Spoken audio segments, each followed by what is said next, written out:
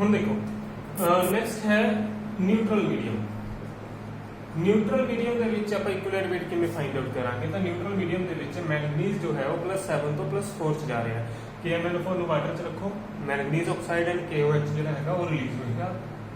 ਸੋ ਤੁਸੀਂ ਦੇਖੋ ਮੈਂਗਨੀਜ਼ ਦੀ oxidation state ਚ ਕਿੰਨਾ ਚੇਂਜ ਆ ਰਿਹਾ ਹੈ, +7 ਤੋਂ +4, 3 ਇਲੈਕਟ੍ਰੋਨਸ ਦਾ ਡਿਫਰੈਂਸ ਆ ਰਿਹਾ ਹੈ। ਇਟ ਮੀਨਸ ਕਿ 3 ਨੇਸੈਂਟ ਆਕਸੀਜਨ ਰਿਲੀਜ਼ ਹੋਣਗੇ।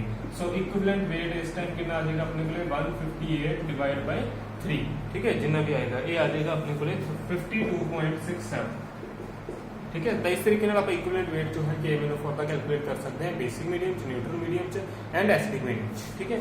ਅੱਛਾ, ਅਗਰ ਵੀਕ ਐਲਕੇਲਾਈਨ ਹੋਵੇ, ਵੀਕਲੀ ਐਲਕੇਲਾਈਨ ਮੀਡੀਅਮ ਹੋਵੇ ਤਾਂ ਵੀ ਤੁਹਾਡੇ ਕੋਲੇ ਨਿਊਟਰਲ ਮੀਡੀਅਮ ਵਾਲੀ ਹੀ ਕੰਡੀਸ਼ਨਸ ਰਹਿੰਦੀਆਂ, ਠੀਕ ਹੈ, ਕੋਈ ਜ਼ਿਆਦਾ ਫਰਕ ਨਹੀਂ ਪੈਂਦਾ।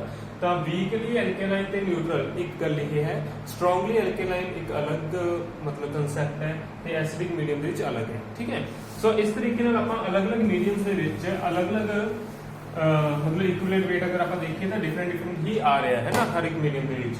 ਤਾਂ ਸਭ ਤੋਂ ਪਹਿਲਾਂ ਐਸਿਡਿਕ, ਠੀਕ ਹੈ, ਤੇ ਫਿਰ ਆਪਾਂ ਦੇਖੀਏ ਨਿਊਟਰਲ, ਫਿਰ ਆਪਾਂ ਦੇਖੀਏ ਵੀਕ ਐਲਕੇਲਾਈਨ,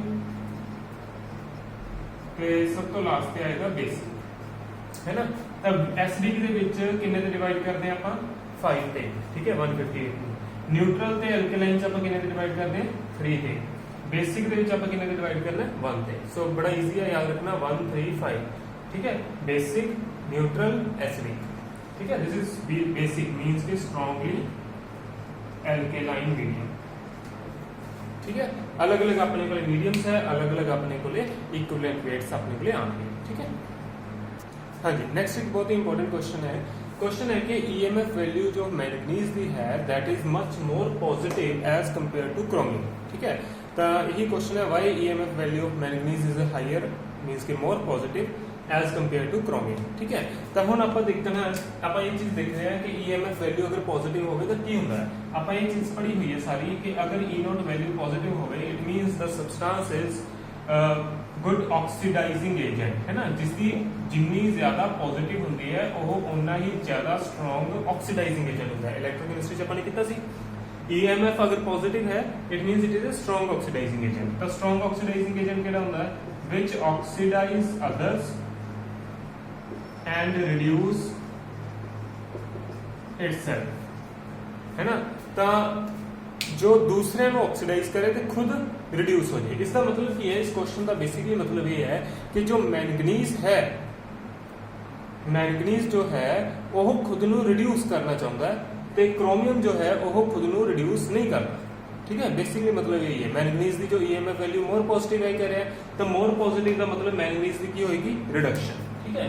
तो क्वेश्चन का मतलब ये है कि मैंगनीज जो है that undergo reduction easily as compare to chromium. तो हम सिंपल चीज है कि अगर मैंगनीज रिडक्शन कर रहे हैं तो इट मींस कि क्रोमियम जो है वो की शो करेगा ऑक्सीडेशन शो करेगा एज कंपेयर टू मैंगनीज, है ना।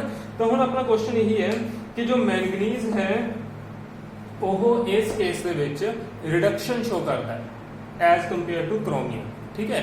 तो ਆਪਾਂ ਨੇ ਇਹ ਚੀਜ਼ ਡਿਸਕਸ ਕਰਨੀ ਹੈ ਵੀ ਇਹ ਆਖਿਰ ਕਿਉਂ ਹੋ ਰਿਹਾ ਹੈ। तो ये सारी कहानी इलेक्ट्रॉनिक कॉन्फ़िगरेशन दी है। तो इलेक्ट्रॉनिक कॉन्फ़िगरेशन अगर आप देखिए तो मैंगनीज की इलेक्ट्रॉनिक कॉन्फ़िगरेशन 3d5 होंगी है। मैंगनीज अगर +2 च लेके जावांगे क्योंकि दो ही ऑक्सीडेशन स्टेट्स है +2 +3, तो +2 ਦੇ ਵਿੱਚ लेके जावांगे तो यह बन जाएगा 3d5, +3 च लेके जावांगे तो यह बन जाएगा 3d4। क्रोमियम ਨੂੰ देखो क्रोमियम जो है वो होगा 3d5 4s1। तो अगर आप +2 ਤੇ +3 बनाइए तो क्रोमियम पहले +2 ਚ जाएगा इट विल फॉर्म 3d4 ਤੇ +3 ਜਾਂਦੇ ਹੀ ਇਹ ਬਣ ਜਾਏਗਾ 3d3, ठीक है। तो ਹੁਣ ਪਹਿਲਾਂ ਆਪਾਂ क्रोमियम ਨੂੰ देखते हैं। क्रोमियम की करना पसंद करता है, ऑक्सीडेशन का मतलब क्या होता है लॉस ऑफ इलेक्ट्रॉन, ਤੇ रिडक्शन का मतलब क्या होता है गेन ऑफ इलेक्ट्रॉन, है ना। तो हम आप ये चीज देखते हैं कि जो क्रोमियम है वो इलेक्ट्रॉन्स लॉस करना ज्यादा प्रेफर करता है तो मैंगनीज जो है वो प्रेफर करता है इलेक्ट्रॉन्स को गेन करना, ठीक है। तो हम देखो क्रोमियम की इलेक्ट्रॉनिक कॉन्फ़िगरेशन 3d4 तो 3d3 हो जाती है ਜਦੋਂ ਉਹ +2 ਤੋਂ +3 ਦੇ ਵਿੱਚ ਜਾਂਦਾ है ना। तो बेसिकली अगर आप देखिए कि अगर ये 3d क्रोमियम जो है अगर +2 ऑक्सीडेशन स्टेट ਦੇ ਵਿੱਚ है then it is 3d4। तो 1 2 3 एंड 4 चाहे ऊपर बना लो चाहे नीचे बना लो, ठीक है, कोई फर्क नहीं पैंदा। स्ट्रॉन्ग फील्ड वीक फील्ड अपन फिलहाल कुछ नहीं दिता हुआ। चलो 1 2 3 4 ले लेने आप, ठीक है, हाई स्पिन बना रहे हैं। अच्छा हुण अगर मैं इसनू ऑक्सीडाइज करदा ते क्रोमियम नू +3 स्टेट दे विच ले जा तो की होएगा, एक इलेक्ट्रॉन का लॉस हो जाएगा। ठीक है, इलेक्ट्रॉन का जो लॉस हो जाएगा तो फिर इतने कितने इलेक्ट्रॉन्स रह जाएंगे, ओनली 3, 1 2 3। तो हम तुम ध्यान नाल देखो कि जो ये वाला क्रोमियम है तो इस क्रोमियम के इलेक्ट्रॉनिक कॉन्फिगरेशंस की डिफरेंस आ रहा है। ये वाली जो कॉन्फिगरेशन है दिस इज हाफ फिल्ड है ना। अगर आप T2G के अकॉर्डिंग देखें, this is T2G and this is EG, तो पता ना सारा कंसेप्ट। तो T2G ਦੇ ਵਿੱਚ देखो ओनली 3 इलेक्ट्रॉन्स है, 1 2 3, तो it is half field. Maximum इस 6 इलेक्ट्रॉन्स आ सकते हैं बट इस ऑलरेडी 3 है, so it is half filled. तो अपन पता है half filled are more stable as compare to other electronic configuration. ठीक है, it means this configuration is more stable and this configuration is less stable. ठीक है, तो हम हर एक एलिमेंट यही चाहता है कि वो मोर स्टेबल हो जाए। तो क्रोमियम जो है वो प्रेफर करेगा कि वो 3d4 तो 3d3 ਦੇ ਵਿੱਚ चला जाए। तो वो किमें जाएगा, by loss of electron, by loss of electron. So chromium की प्रेफर कर रहा है, क्रोमियम प्रेफर कर रहा है लॉस ऑफ इलेक्ट्रॉन्स। ठीक है, अगर लॉस ऑफ इलेक्ट्रॉन्स होएगा तो it undergo oxidation, it undergo oxidation. इसका मतलब, ठीक है, इसका मतलब की है, इसका मतलब इसकी जो EMF है दैट इज लेस पॉजिटिव। ठीक है, लेस पॉजिटिव है। चलो इधर आ जाओ मैंगनीज वाले पास। मैंगनीज की EMF मोर पॉजिटिव है, इसका मतलब मैंगनीज जो है that is oxidizing agent. Oxidizing agent means के which oxidize others and itself reduced. मतलब मैंगनीज की प्रेफर करता है रिडक्शन, रिडक्शन प्रेफर करता है मतलब गेन ऑफ इलेक्ट्रॉन्स। मैंगनीज की कर सकता है इलेक्ट्रॉन्स गेन कर सकता है ना। तो आप देखते हैं कि मैंगनीज इलेक्ट्रॉन गेन करना पसंद करता है। तो देखो सब तो पहला मैंगनीज +2 ਦੇ ਵਿੱਚ ਕਿਹੜੀ ਫਾਰਮ 'ਚ ਹੈ 3d5। This is manganese +2। थोड़ा सा सोचोगे आंसर वाला दिमाग चाहिए जाएगा। 1 2 3 4 5 दिस इज +2। अगर मैं इसमें +3 ਦੇ ਵਿੱਚ ਲੈ ਜਾ, ठीक है, दिस इज +3, तब एक ही बनेगा 1 2 3 4। ठीक है, तो ये 3d5 तो 3d4 हो गया। तो हम तुम देखो ये हाफ फिल्ड है। ठीक है, T2G EG दोनों हाफ फिल्ड है, इसके ਵਿੱਚ हाफ फिल्ड नहीं है, ये वाली कॉन्फ़िगरेशन स्टेबल नहीं है। This is more stable, this is more stable क्योंकि ये हाफ फिल्ड बन गया। ਹੁਣ मैंगनीज की प्रेफर करेगा, मैंगनीज ਦਾ +2 ਦੇ ਵਿੱਚ ਰਹਿਣਾ ਪਸੰਦ ਕਰੇਗਾ ਨਾ, ਉਹ +2 ਚ मोर स्टेबल है। ਤਾਂ ਹੁਣ ਅਗਰ ਕੋਈ मैंगनीज +3 ਦੇ ਵਿੱਚ ਹੈ ਤਾਂ ਉਹ ਕੀ प्रेफर करेगा, ਉਹ ਇਹੀ प्रेफर करेगा कि ਕਿਤੋਂ ਇੱਕ ਇਲੈਕਟ੍ਰੋਨ ਗੇਨ ਕਰ ਲੇ ਤੇ ਫਟਾਫਟ मैंगनीज +3 ਤੋਂ ਕਿਹਦੇ ਵਿੱਚ ਚਲਾ ਜਾਵੇ, मैंगनीज +2 ਦੇ ਵਿੱਚ ਚਲਾ ਜਾਵੇ। तो मैंगनीज की प्रेफर करता है, it prefers to gain electron. D4 तो D5 ਚ ਜਾਣਾ ਚਾਹੁੰਦਾ ਹੈ ਤੇ ਇਹ D4 ਤੋਂ D3 ਦੇ ਵਿੱਚ ਜਾਣਾ ਚਾਹੁੰਦਾ ਹੈ ਨਾ। ਤਾਂ ਹੁਣ ਕੀ ਹੋ ਰਿਹਾ ਹੈ कि अपने को जो मैंगनीज है it prefers to gain electron, means के it prefer to undergo reduction and it prefer to undergo oxidation. ठीक है, तो सारी कहानी क्लियर है। EMF वैल्यू इसकी पॉजिटिव क्यों है, बिकॉज ये रिड्यूस होना ज्यादा पसंद करता है, रिड्यूस होना ज्यादा पसंद करता है, मतलब दूसरे ਨੂੰ ऑक्सीडाइज करना ज्यादा पसंद करता है। जो दूसरे ਨੂੰ ऑक्सीडाइज करे तो खुद रिड्यूस हो गई, दैट इज ऑक्सीडाइजिंग एजेंट। ਤੇ ऑक्सीडाइजिंग एजेंट की जो EMF ਹੁੰਦੀ है दैट इज हाईली पॉजिटिव। ठीक है, तो ये सारी कहानी हैगी है, इसकी थ्योरी मैं ਤੁਹਾਨੂੰ ਭੇਜ ਦਵਾਂਗਾ, ਕਨਸੈਪਟ ਜਿਹੜਾ ਹੈਗਾ ਤੁਸੀਂ ਆਪਦਾ ਕਲੀਅਰ ਕਰ ਲਓ। ठीक है, ओके, नेक्स्ट एक क्वेश्चन बायो में पूछा जाता है कि KMnO4 जो है that is purple in colour, why reason की KMnO4 ਦੇ पर्पल कलर ਹੁੰਦਾ है ना। ਤਾਂ ਦੇਖੋ KMnO4 ਦੇ ਵਿੱਚ ਅਗਰ ਤੁਸੀਂ ਦੇਖੋ मैंगनीज जो है that is in +7 oxidation state.